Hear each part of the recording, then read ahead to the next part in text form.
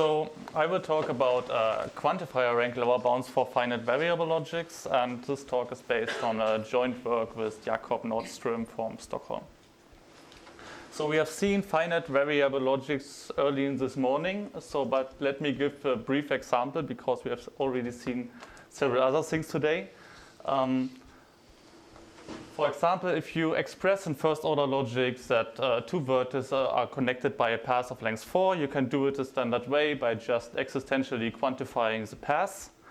Or alternatively, you can do it with only 3 variables by moving the quantifiers inside the formula and reusing the variables. And this is a 3 variable fragment of first order logic. And you can even more economic and save more variables if you allow counting quantifiers, and this leads to the fragment CK, which extends the k-variable fragment of first order logic by quantifiers saying there exists at least I different versions of X. And one example where this helps is, for example, to express that the vertex has degree at least 7. In first order logic, you would have to use 8 different variables to quantify all neighbors. And with counting quantifiers, actually 2 variables suffice. You can just say, well, there exists at least 7 neighbors of X. So finite variable logic has several advantages. For example, model checking problem becomes polynomial time in these fragments. But one drawback is that if you reduce the number of variables by iteratively reusing variables, the quantifier rank might get larger. And what we are studying is actually this phenomenon and see how far we get. So to make things more formal, suppose you have 2 finite relational structures, A and B, of universe of size n. And that can be distinguished by a k-variable first-order counting sentence that defines the property of A but not of B. And let dk of AB be the minimal quantifier rank of such a ck sentence that distinguishes both structures.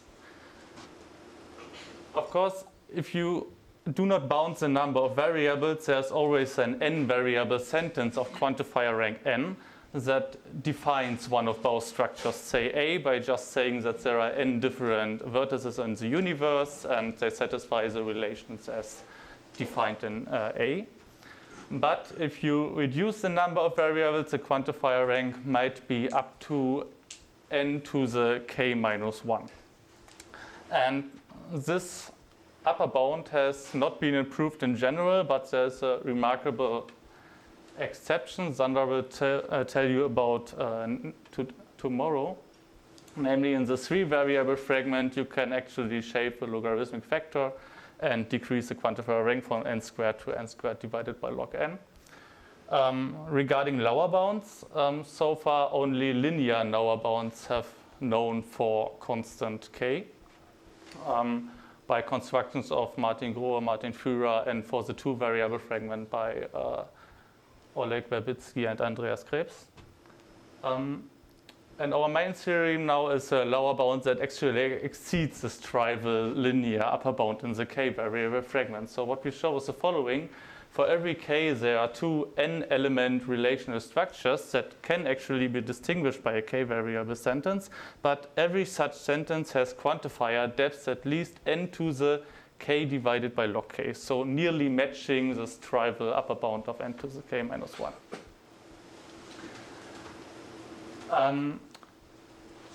And this result does not only hold for constant k, but also for k increasing with n, so in this range.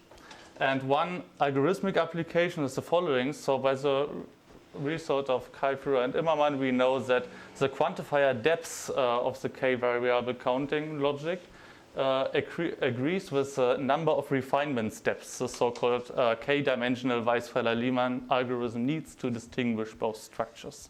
So lower bounds on the quantifier depths directly gives you a lower bound on the parallel complexity, say, of the Weisfeiler-Leman algorithm. And Weisfeiler-Leman algorithm has many applications, mostly for constant k, but there's also a very recent application for non-constant k that actually coincidentally falls in our application range. In Babai's new quasi-polynomial graph isomorphism test, he applies the quasi-polylogarithmic dimensional Weisfeiler-Leman algorithm as a subroutine, and our result implies a quasi-polynomial lower bound on the number of refinement steps in this setting.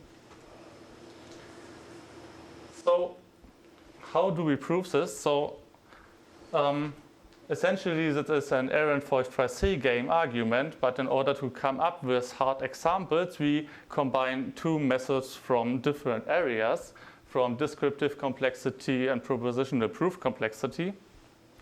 On the one hand, we go back to a decades-old construction from Neal, so a so-called pyramid construction, which is actually also the first case where the Fragment-Immermann gadgets pop up. And we combine it with a brand new method from proof complexity, recently introduced by Alexander Rasborov.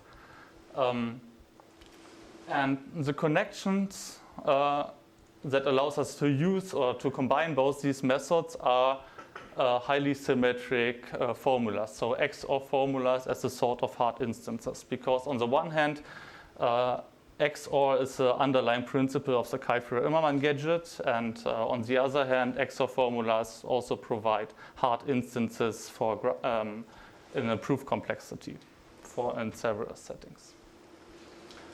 So what's an XOR formula? It's just what you would think of. So we have n Boolean variables and parity constraints of arity at most s, saying that at most s specific variables, the sum of them has to be either even or odd. So it's just a linear system of equations modulo 2. And the nice thing about the XOR formulas is that you can encode it into two relational structures that are isomorphic if and only if this formula is satisfiable. And the formal definition is the following, and the idea is that for every Boolean variable, you introduce two vertices in both structures, A and B, which have a unique color. And then every isomorphism could either be the identity or flip them, corresponding to sending the underlying variable to either 0 for the identity or 1 when they are flipped.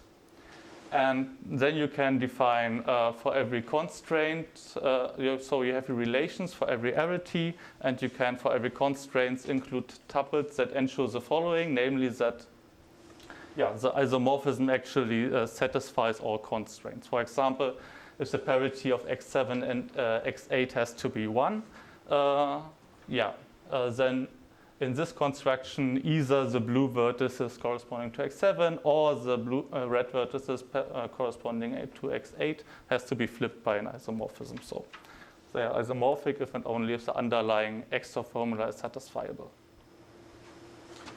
And now we can play the following pebble game on XOR formulas, which corresponds to the Ehrenfeucht-Froissart game on the corresponding structures. So this is the following. We have two players, player 1 and player 2, and the positions are partial assignments of the variables from the XOR formula. And in each round, player 1 picks up some pebbles, so deletes some assignments, and asks for a variable x, and player 2 answers with either 0 or 1. And the game continues, and player 1 wins the game if some partial assignments of k variables falsifies an initial XOR constraint. And now it's not hard to see that this actually corresponds to the Ehrenfeucht-Froissart game on the structure encoding, namely that player 1 wins the R round k pebble game on the XOR formula if and only if there's a k variable sentence of quantifier rank R that distinguishes both structures. So in order to prove quantifier rank lower bounds, we prove a lower bound on the number of rounds in that game. And the connections to proof complexity know the following. if you view these XOR formula as a CNF formula and try to find a resolution refutation of that formula, then player 1 wins the R round K pebble game if and only if you have a resolution refutation of width K minus 1, where every clause in the refutation contains at most K minus 1 literals, and the depth of the refutation is R. Yes? Do these equivalences depend on F being a XOR formula? Or? Yes. So this does only work for this XOR formula and for this particular structure encoding of the XOR formula. And the proof now works as follows. So we start with the old construction from Neal that actually gives a lower bound of 2 to the square root log n for the K pebble game for an arbitrary number of pebbles. And we rescale it so that it only works for the pebble number between 3 and K. But by doing this, we are able to improve this lower bound to n to the 1 over log K. And the second step we do now is to apply the hardness condensation method from proof complexity and to reduce the number of variables in the XOR formula fairly dramatic. So reduce the number of variables from n to the 1 over K. But we do this in such a way that we don't destroy the round lower bound in the pebble game. And so the new lower bound becomes m to the K over log K in terms of the new number of variables m. Okay. So the first part, the pyramids. So the construction looks as follows. So this is a two-dimensional pyramid. It's a directed graph. And we construct XOR formula out of the directed graph as follows. We label all sources with 0 and we label the sink with 1. And for every vertex, and we say that the parity between a vertex and its incoming neighbor has to be even. And then the whole formula becomes unsatisfiable, and actually we can prove that it's unsatisfiable with only 3 pebbles. A winning strategy would look as follows. So first player would pebble the sink, second player has to answer 1, and then it would pebble both incoming neighbors, and as the parity between all these labels has to be odd, one of them has to be 1.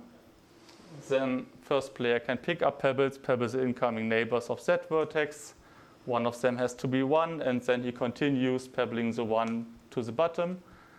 And this gives a contradiction because sources has to be labeled with 0. And then, the number of rounds player 1 needs is obviously the height of this pyramid.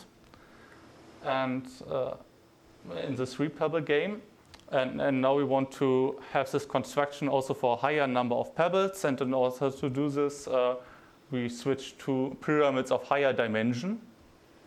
So the d-dimensional pyramid of height h. So this is an example of a 3-dimensional pyramid. It's still a directed graph of in degree 2, where the edges are directed from bottom to the top.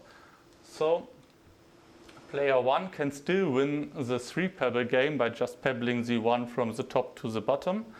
But he needs, the number of rounds he needs is linear in the height of the pyramid. And this also holds if the number of pebbles increases up to exponential in the dimension of the pyramid. And as the pyramid has height to the d vertices, where d is the dimension, we get a lower bound of n to the 1 over log k. Okay, and this brings us already to the second part, the hardness condensation. What we now do is we want to take this lower bound and just reduce the size of the universe without destroying the lower bound. This sounds suspicious as the first place, but it somehow works. So the trick is the following. We take a bipartite graph G with vertices u on the right-hand side and the vertex set v on the left-hand side, so that the vertices on the right-hand side are the variables from our original XOR formula f we start with. So in our case, these high-dimensional pyramids. And the new set of variables we have on the right-hand side. And then we just do the following. So for every XOR constraint, we in the variables of this side, we substitute every variable with the neighbors in this bipartite graph. So we substitute u2 by v2, v3, v4, and u5 by v4, v6. And this gives us a new XOR formula in the variables of the right-hand side. And in order to reduce the number of variables, we take bipartite graphs where this side is strictly smaller. And actually, we take boundary expander with left degree k over 3, so that the left-hand side number of variables is n, which is the number of variables of the high-dimensional pyramids, and the number of the new variables is only n to the 1 over k. And now what happens? So the first thing you can see that also works if the bipartite graph is not an expander, that if player 1 wins the 3-pebble game here, then he wins the k-pebble game here, because whenever he would play a pebble on that variable, he could instead in this graph pebble all neighbors of that variable. And yeah, the tricky thing now is to prove the other direction. So if player 2 survives the R round k-pebble game on F, then she survives the R round k-pebble game on the new formula. And this actually is a hard part of the proof and uses the expansion property.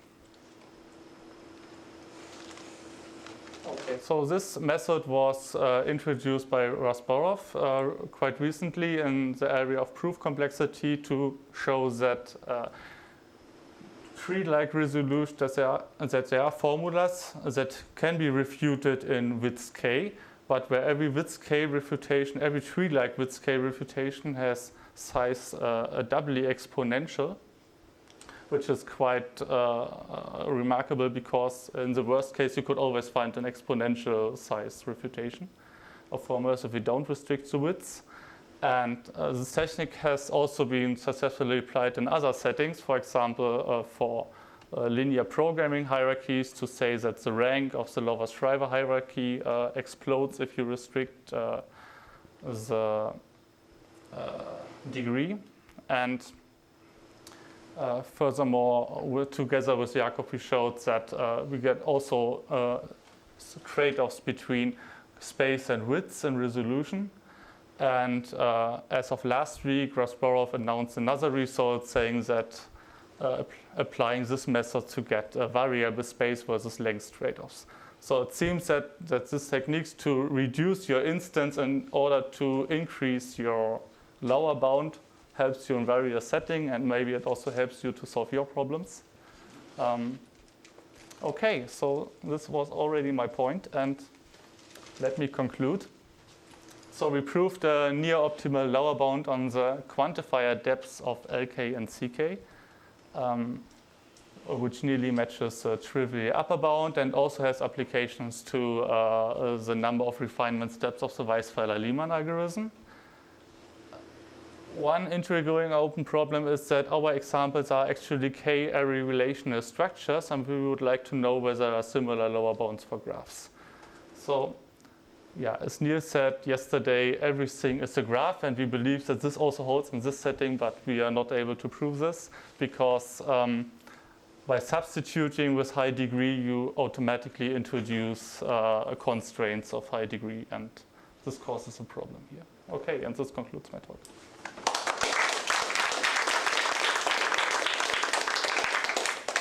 Questions?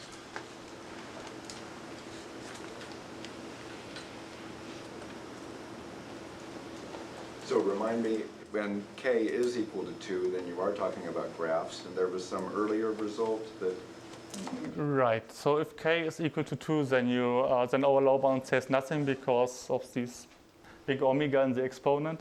But there are already lower bounds for a linear number of refinement steps. So you can rather easily see that you get a lower bound of 1/2 times n. And this was by Krebs and Verbitsky leaks last year, improved to n to the minus little o of n, so nearly linear.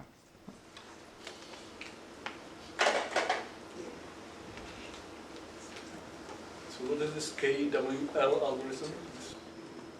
So this is a refinement algorithm it comes with a different dimension. So the bottom dimension is the color refinement algorithm that agrees with fractional isomorphism. So you iteratively refine a partition of the vertex set into equal vertices, and the k-dimensional Weisfeiler-Leman algorithm partitions k-tuples of the vertex set. Yeah.